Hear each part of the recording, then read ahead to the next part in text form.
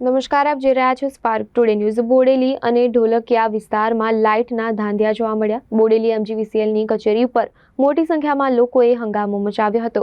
છેલ્લા 4 દિવસથી રાત્રિના સમયે વીજ પુરવઠો ખોરવાઈ જતા લોકોમાં આક્રોશ જોવા મળ્યો હતો। રાત્રિના સમયે વીજ પુરવઠો ખોરવાઈ જતા અનેક સોસાયટીના લોકો વીજ કંપની પર પહોંચ્યા હતા। રજૂઆત કરવા આવેલા લોકોને અધિકારી ના મળતા લોકો વિફર્યા હતા। જે વિસ્તારમાં વીજ પુરવઠો ચાલુ હતો તે વિસ્તારમાં પણ લોકોએ જાતે વીજ પુરવઠો બંધ કરી દે વિરોધ દર્શાવ્યો હતો।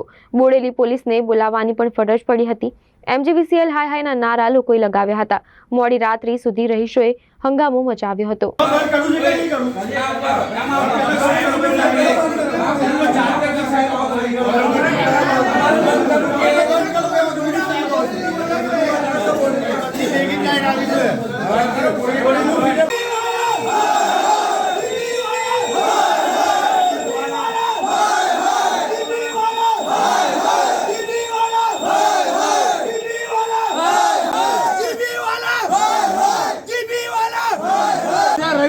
खबर पड़े तब केस रेवा છે કેટલા બધું બીજા